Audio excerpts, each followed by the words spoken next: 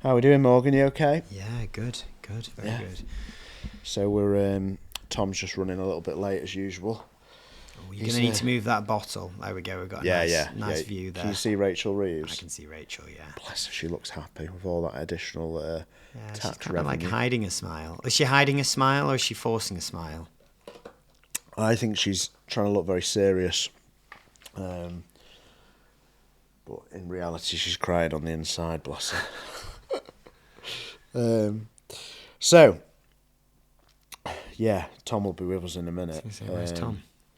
So this is going to be episode 15, which is about, it's the silent epidemic of founder loneliness. So quite a meaty topic potentially.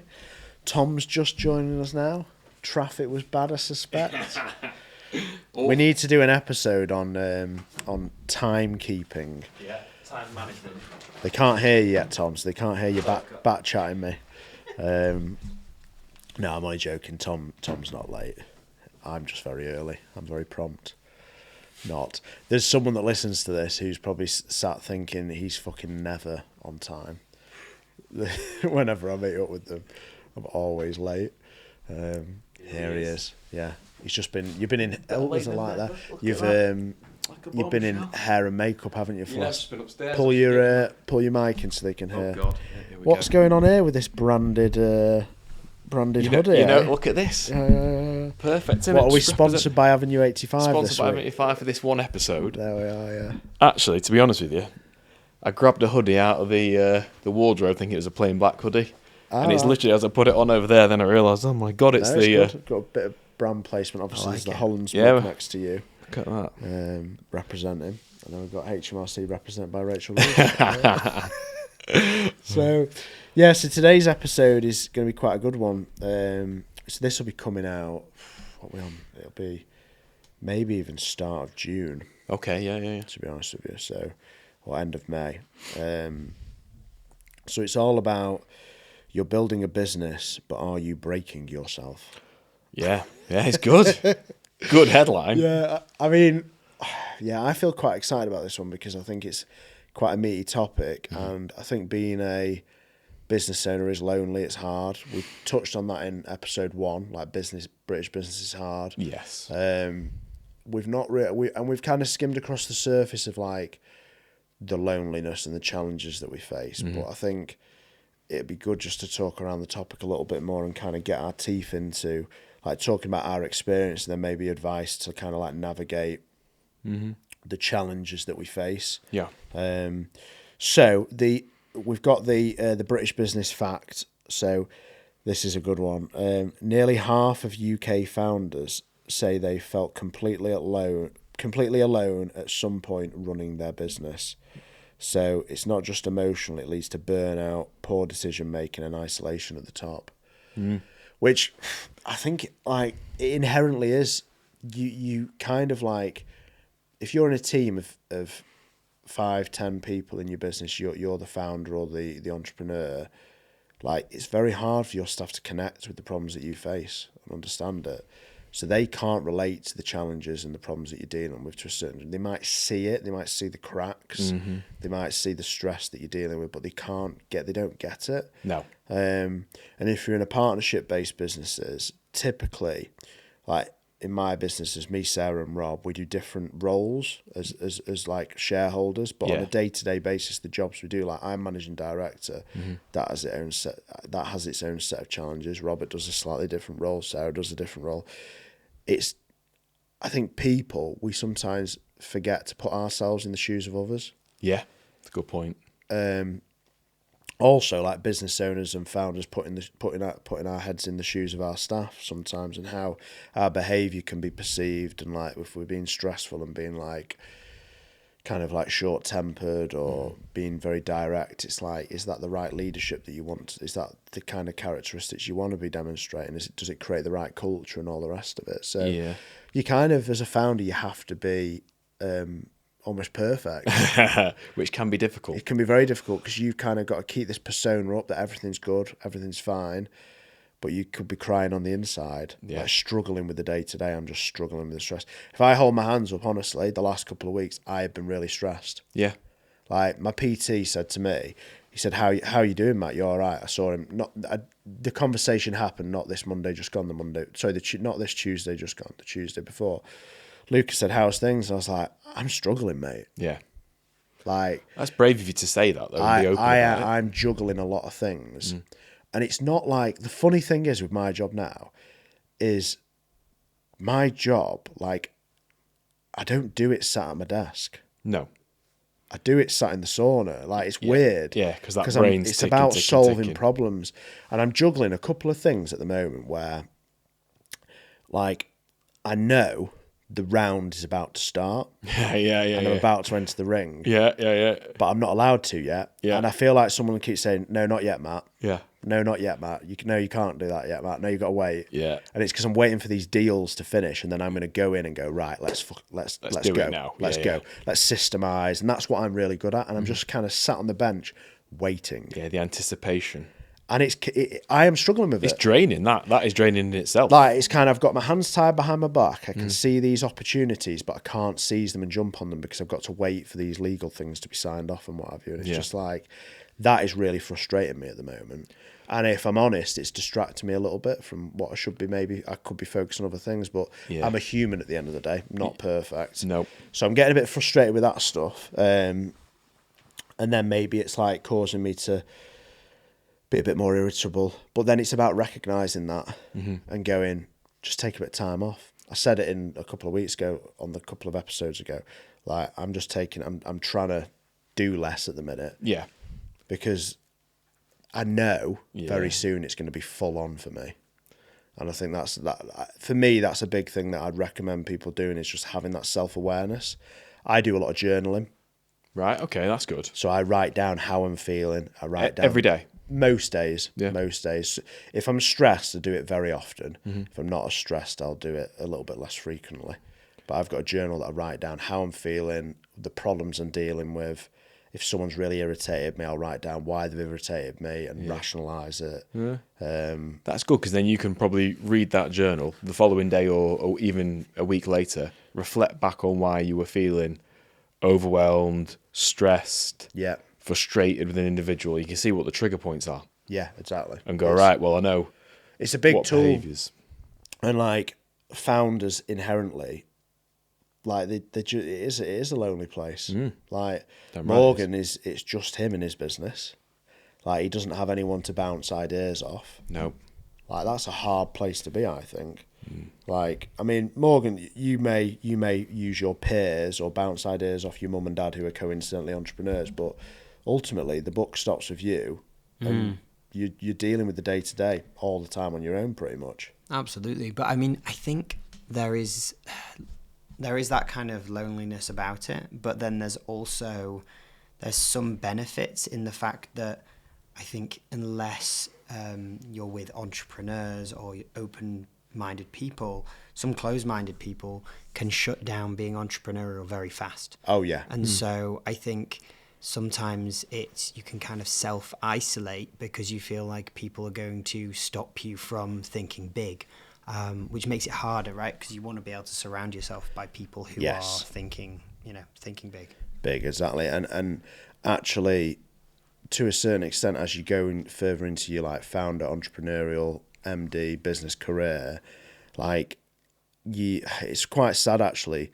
Your peers kind of have to evolve as your career develops, because while you can keep your friends relevant and you can do certain activities with them, but in terms of like talking about the challenges you face, you can't talk to a mate about something that he can't relate to or understand. Or those people that if you are having their conversations, they have to be a very exceptional person to be able to like put themselves in someone else's shoes and understand the challenges, because they might be like struggling with their own things that are completely unrelatable to you. So it's what I've found over the years is like, obviously I've connected with you and we spend a bit of time chatting about things, and like it's frustrating and things are challenging at times, and I'm honest and open with you. Well, the main thing I've done is I've put a spider web out and I've networked with and I've found some really good relatable people that we can be honest with each other. Yeah. I think that's the biggest thing you can do, is grow your network with other like-minded entrepreneurial people, because otherwise you end up hearing this noise from other people that aren't similarly entrepreneurial. Yeah. Like, you need to slow down, Matt. You need to slow down. And it's like, well, I do to a certain extent, but then do you? Might not necessarily need to. That's the default answer you'll get from someone that's not in your position, is just take it easy, slow down. Why are you doing that? You don't need to do that, Matt. Well, actually, I want to do it. Like, in the first instance. I want to grow. I want to become better. I want to reach my potential. Yeah. Unfortunately, I'm never going to change. Like, well, fortunately or unfortunately. Probably fortunately. I am what I am. So I just have to accept that. Mm-hmm. And you've just got to kind of roll with the punches that come with that territory of being a bit kind of like intense, I suppose. Yeah. But the big thing I've learned over the last few years is to listen to myself. Yeah. And be fair and reasonable.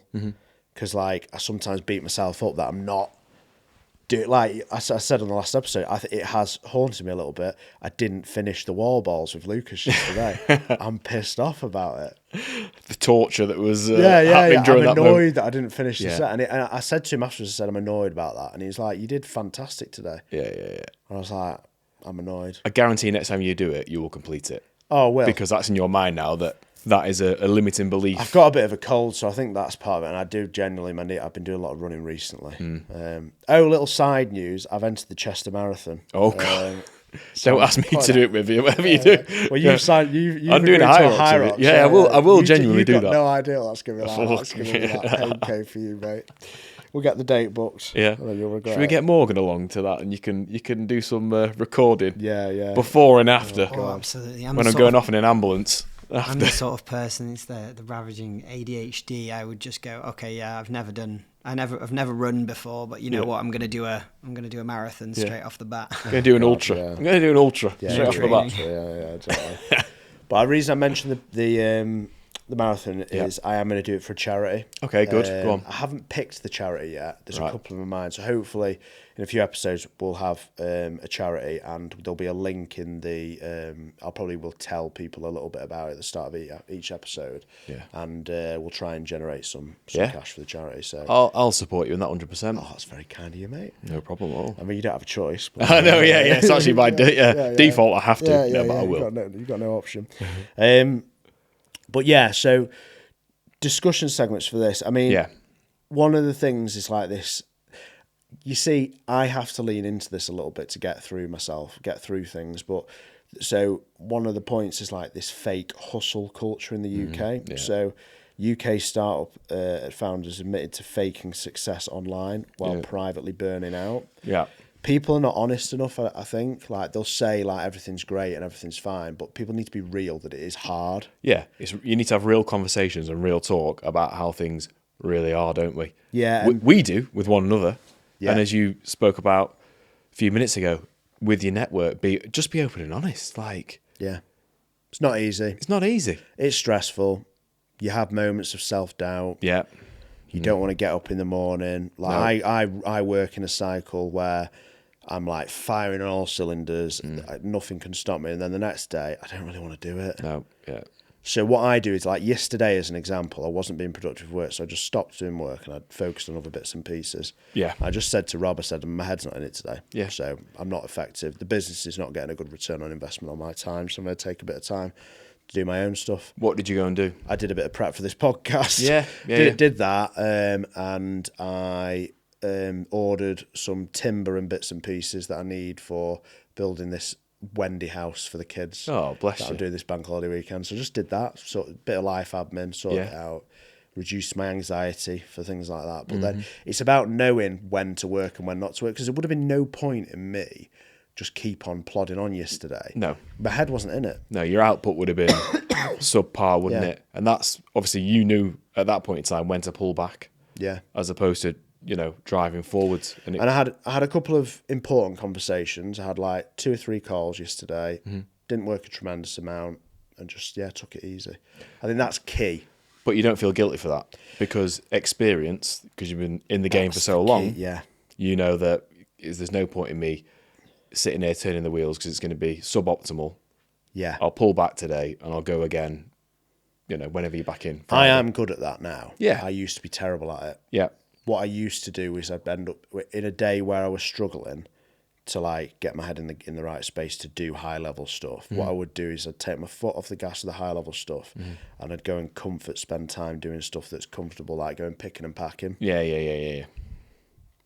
So I don't have that choice anymore because we've got staff doing that. Yeah. So the business is getting a great return on me because when I'm not in the right frame of mind, I take the time off. Yeah.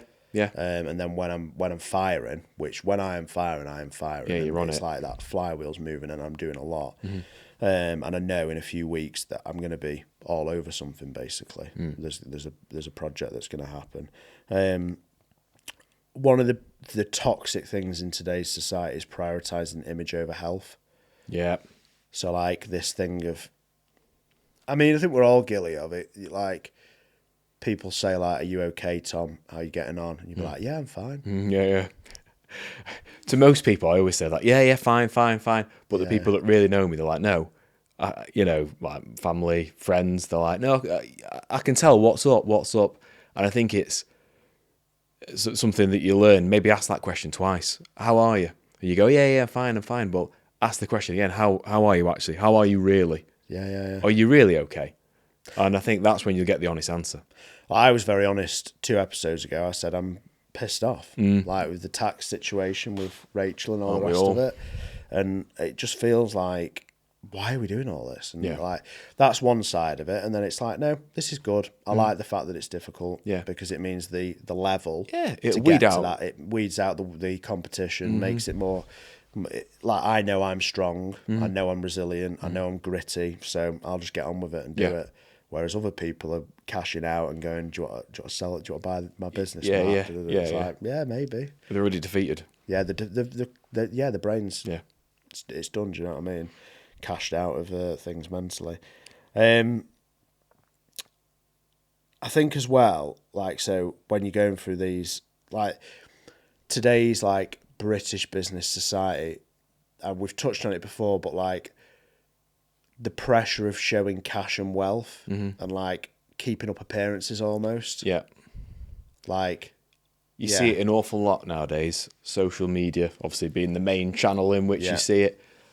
And you hear other people saying, "Oh my God, have you seen how well so-and-so's doing? Look, they've just gone on a holiday here, or they've just bought a new car." Like, none of that impresses me. No. I'll tell you right now, I'd rather... And look at my social media, not by no means am I successful, but look at my social media channels. There's not one thing posted on there about a holiday or a bloody car or anything like that, or a house. Like, it's all like these social media flexes, isn't it? And I think to a certain degree, it's nice to show a little bit of affluence and... people shouldn't be afraid of showing success. No. And what matters to them personally. And ultimately, some people are listening going, well, I admire... Like, actually, if I see someone driving a Rolls Royce, I'm like, what a guy, what a person, fantastic, well done. Like, I'm a big believer in celebrating success. Yeah. What I don't like is when it's like, it's on socials and it's like, it's almost putting other people down. Yeah. It needs to be more passive, is what I'm saying. Yeah, and authentic. Yeah. Whereas, like, when it's forced, it's just like, really? Like, yeah, I don't know. So points to discuss on this, like, why no one talks about it. Why does admitting you're struggling feel like failure? How do founders hide the reality behind success stories? So, like, that second point of, like, everything kind of comes at a cost. And, like, for you and I to have got into the positions where we can sit and film a podcast on a Wednesday afternoon, while other people are off running around running our businesses and all the rest of it, like, that might sound great, but the reality is that we never switch off. No. We work 24/7. Yeah. So that's the cost. Well, you see me in between any sort of break, I'm on my phone, sending an email, do this, do that, just making sure some things are moving that needs to keep momentum behind them. But that's the way in which my mind works, your mind works, and I'm sure many listeners' minds will work the same way. They're always constantly on it, thinking of this, thinking of that. Yeah. And it is draining. It is draining. So, yeah, I think, like, this episode, it's quite a meaty one, and that kind of, that isolation, it's pretty hard. Like, there'll be people listening that are in their own business and they're having to make decisions on a day-to-day basis. They've got no one to bounce ideas off. Like that solopreneur, that's hard, that is. I can imagine it's one of the loneliest places to be. I mean, I was there when I first originally set up, and obviously now in business with my brother in partnership. At least I've got a sounding board and someone similar age, family, brother. We can be dead open, dead honest with one another. How he's feeling, how I'm feeling, the struggles he's going through, the struggles I'm going through, and what do we do to counteract all that? I suppose the loneliness aspect of it. So to cap off those points then, so if you're an entrepreneur that's struggling with the challenges of running your business and all the rest of it, I think there's some really key points I'd cover. Yes. Like grow your network, spend time with other entrepreneurial people, talk about it and be honest. Yeah. Don't be showy and full of BS. Yeah. And share the challenges with your team as well. Like be open and honest with them and share KPI information of like when things aren't going too well, just so you know, we're down month on month or things aren't as well, we're not making as much money. FYI, this is why we're doing this. Yeah. I think that it takes the burden off you a little bit. Yeah. And kind of spreads the load. Yeah. Because ultimately, like employees, they're remunerated to do a job, but senior team members and what have you, like who are managing people or leading in certain areas of your business, they need to know when things are not going as well or when you're struggling and you need a bit of support. Ultimately, if you're struggling and you're going to fail and crash and burn, well, it's going to impact them because they're going to lose your jobs. Correct. Yeah. So you need to be honest with people. Yeah. That's key, I think. Personal breaking points. How often do you come to burning out? How often do you come close to burning out? Or have you ever burnt out, do you think? I wouldn't say I've fully burnt out because, I imagine that would be full-on nervous breakdown type of territory. But yeah, I've definitely been low and negative, tired, all those things in a bad place. Like, beaten up, and just feeling defeated and why am I doing this? And to the extent where I was looking, oh God, I've not even got a CV, but I need to start thinking about how to bloody write one and looking at what would my skill set fetch in the market elsewhere. I mean, that's pretty low for someone like an entrepreneur to be looking at, shall I go and get a bloody job? Well, that's that self-doubt a little bit as well, maybe. Yeah, 100%. Yeah. And so I've definitely been there, and things that have helped me counteract that, like close to burnout feeling that I was having at the time, was just looking at my lifestyle. Like there are times probably where I've had a few drinks over an extended period of time, and that is not a performance enhancing drug, let me tell you that right now. Not. It's awful. I mean, I still do it, in moderation, but by no means does that get you in a great doesn't help headspace. Stress. And I just think on that point, I think the audience should listen to this because I've gone teetotal now. I've been teetotal for 3 years. Good on you. Massive change in my life. But I was in a room, I think I mentioned it on a previous episode, with about 15 very successful entrepreneurs. It was this thing in London that I went to. And round the table, it was a dinner. Yeah. There was 2 of the 15 that were drinking. The rest of them were on water and sparkling water. Interesting. Now, they're all seasoned. They've got war wounds, bruised, battered, entrepreneurial people that have been through SHIT. Things have been hard. Why are they not drinking? Yeah, well, there we go. Success leaves clues, they say, don't they? And look at that. Yeah. Experience shows. Anyone that does it can feel it, can't they? Like it does no good for the stress levels. It's a short-term fix to a long-term problem. Exactly. For a start. Your sleep is awful. Yeah. And without good quality sleep, your decision-making, you're tired, irritable, you are not optimal. Alcohol does nothing for you. And it's not... people say, oh, well, it helps me relax and chill out. For a few hours. For a few hours. It's not a good idea, especially with the type of people that we are. Yeah, we'll binge drink probably because of the way it is with entrepreneurs and people like us. We will just go from one extreme, not drinking, to the other. So that's not a good way of dealing with stress. Absolutely not. Take that out of your life. I think the biggest changes I've made in recent times, I've started doing stretching. Yes. I've started going to the gym a lot more. Yeah. I've started talking about this marathon training that I'm doing. I'm trying to actively lose a bit of weight. Like, look after yourself. Yeah. give yourself the best chance of success, of not burning out. But to answer the question, I asked you, have you ever reached burnout? So in one way, actually, if you are not hitting burnout, you're not working hard. You're pushing yourself hard enough. You're not doing it. So like that's one side of it. So you should be, in my opinion, if you really want to be like exceptional or like driving yourself to get the best out of yourself, you kind of need to be close to that level anyway. Yeah. But then you need to have systems in place to help protect yourself and have that self-awareness. And in the past, I've come close to burnout and not had the systems in place. Yeah, okay. And I've gone to burnout and beyond it, and and things have happened, and I've had problems in the business, and things have not gone well for me. But through that failure, I've learned. Yeah. That's the key thing is burnout. You need to hit it to realize what it is and what it's like. And then go, right, well, I'm not going to let that happen again in the future. Yeah. What was you reassess and you go through it and go, right, how am I going to prevent that from happening? And then look out for the signs of it. Yeah. And that's something I'm very aware of. Like, I think I'm approaching a little bit of a burnout phase at the moment. Yeah. I've come out of the peak period of the business, lots of opportunities in front of me. I'm going, let's go. Let's just have a bit of a slowdown period now before I'm ready to go again. That's key for me. And also optimizing my health.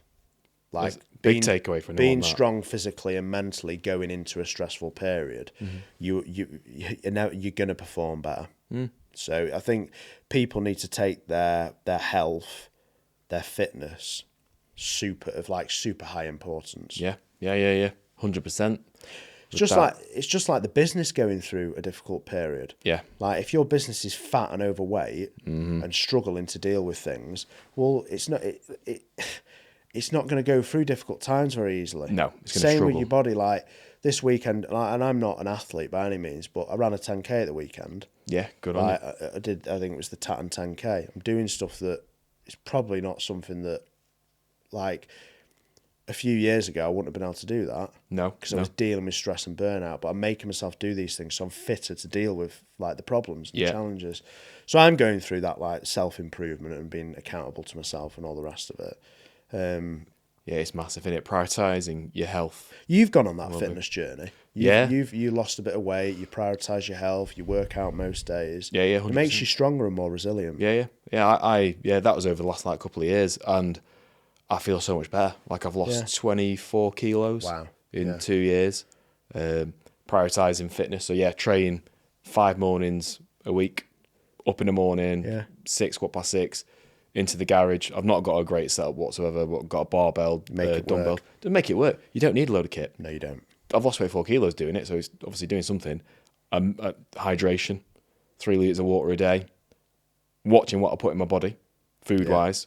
Used to have, quite a few takeaways a week. It's not good fuel for the body or the mind. Because you're burning out. Because I'm burning out. So you're like, I'm tired, stress eating. Yeah. Always tired, terrible sleep. That's why I bought the Garmin. Yeah.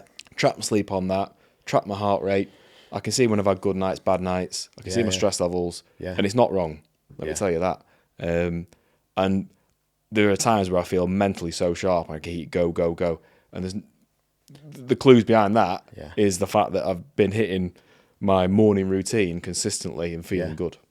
And actually, it's then knowing, right, now is the time to push. Yeah. Because the concept of grit, actually, about kind of like pushing yourself through a bit of pain and suffering, we have to do that as entrepreneurs because no one's going to pick up the problems and fix them for you. It's how you evolve. But you need to go into that gritty period being well prepared. Yeah. And that's the biggest thing I've learned. It's about preparation for difficult times. Yes. Personally, professionally, and your business itself. It will put you in such a good standing. I think building a support network, we kind of covered that a little bit. I mean, who do you lean on when things get difficult? Do you speak to Hannah, your wife, about it, or do you? To be honest, not a great deal, because I'm dealing with it at work. I don't want to come home, lean on my wife who's there, got her own life stresses and work stresses, family stresses. You don't want her worrying. No, I want home to be like a safe haven for me. I can come back, I can try and switch off, which is not always possible, and just spend quality time, just talking about anything with the missus. Sometimes I'll say, oh, it's been good, it's been bad, but I don't go into much detail at all. I'd rather her not worry as well, because I think in the household then, the support network will be on edge. You'll be thinking, oh my God, what's happening? Especially if times are not good. So no, I don't really lean on the wife. I'll speak to obviously my brother, but he's going through the same things as myself. But then I've got the network. I've got like people like yourselves. I mean, I talk to you an awful lot, exchange WhatsApp, voice notes. We catch up regularly, don't we? In summer we go morning walking together. Once, twice a week, which is great. And then outside of that, people like my father-in-law or my father, I'll lean into them, speak to them. They've got experience in business, so there's no greater people to speak to than people that have been there and done it. Yeah. And they've probably experienced many more things than we have in our journey thus far. So definitely lean into your network. Find people that have been there and done it. Yeah, it's interesting that. So someone's ringing me, just reject that. I agree with you on the wife thing. I definitely am not in a position where I feel like I can obviously talk to my wife about anything, but it's not appropriate because she needs to protect that at home. Yeah, agree. The challenge I have, which makes it will be interesting for some people, like my business is located on my family farm. Oh yeah. So my home is work basically. I find it very difficult to switch off, and I think that does lead to more challenging levels of burnout, which is why I go to the gym 4 or 5 times a week, and it's a 15-20 minute drive to the gym. Yeah. So I've got that level of separation, and like today, I left the farm at what time did we leave? 7 a.m. 7, yeah. I'll be home at 5 p.m. Yeah. Yeah. So I've had that time away from work to decompress. So today I'll go to the gym afterwards. I'll do a bit, and then I think like I never growing up. My dad's never been around, so I don't have that male relationship to lean upon. Yeah. Amy's father passed away before we met, so I don't have a father-in-law as such. But I do. I have a mentor. Yeah. Okay, that's good. So Simon, like he's a paid relationship, but it's more than that now. He's a good friend and like someone that I know cares about me. But I'll speak to him. Yeah. And I'll be honest. And you need that. And then I've obviously got my network of people like you that I can just ring up and be like, I remember at one point in like November, December, I messaged you and because we got that chat with me, you and James, and I was like, I'm struggling at the moment, guys. Yeah. I remember that. Not 100%. No. Not myself. Just being honest. Yeah. Sharing. This is the right thing to do. Yeah. So. And then we came back with like, give you a bit of like, come on, Matt, you can do stop it. Being pathetic. No, well, we didn't say that. But no, you didn't say that. It was just question why you feel that way, and you've done an awful lot. You were probably close to burnout because you've done an awful lot in the weeks or months prior to that point when you didn't feel great, and you could reflect on that. And you know what? Within the week, you were back on fire. 100%. That's what's going to happen. I'm at like a low point at the moment where I've been struggling the last few weeks, taking a bit of time off, and then when this deal that's irritating me. Irritating is the best way to describe it. Yeah. When I get that over the line, I'll just be like, right, let's go. Yeah, let's do it. Boom, boom, boom, boom, boom. And I'll be on that train and everything will be flying. Yeah. So support network's really important. I think that's something that people should take away. Protecting your energy and your sanity. Yeah. What's your non-negotiable when it comes to mental health? Do things like journaling, running, breaks or hobbies really help you? How do you build space into your schedule without feeling guilty? Yeah. Do you do anything with your schedule to try and give yourself protected time away from the business? Do you ever work off-site? To be honest with you, no. But that is something that in my mind I'm always thinking, right, I'm gonna do one day from home a week, and then I'm not in the busy energy of the workplace where I'm getting, because I mean obviously we've got mobile phones, but I can put that on silent, but I've got a phone on my desk which is like a walkie-talkie, so at any point in time I can get a message through from that. Got Teams up, emails flying in, whereas I do believe I will benefit from stepping out of that business one day, working from a different location, be that home or a shared workspace or whatever, just to get some clear focus time on something that needs it, and I'm not getting distracted by this. There's a place up in New Mills, actually, a co-working space. Okay, just up the road from your office. Nice. In the centre of New Mills, where you go. They have it. It's not like it's not a big one, but you can go in, you just get your head down and work on. They don't work in. I think they semi-work in silence, but there's like people can come and go. You just pay to go in there. Yeah. It's one of those co-working spaces in New. So Tom's business is in New Mills, so it's just up the road from where you're based. Yeah. I'm thinking of nipping over there at some point, but Yeah, I go to the gym. That's the main thing. And the gym has got a cafe. Yeah, it's a that good I can setup. work from, so Yeah. I mean, it's not the greatest total fitness. I mean, there'll be some serious entrepreneurs that own that. Yeah. But they need to spend a bit of TLC on the place. But it's a good, fresh environment. Different set of kind of different location. Key outside, you taking yourself away from the day to day. Yeah. Which just gives you that little bit of a mental rest. Yeah. Something else that I do, and it's probably a tip for anyone else, during the lunch break, you know, we give people like an hour at our work. So what I do, quick bite to eat, 10 minutes, and then I get down the canal, which is literally 5 minutes from where our warehouse is.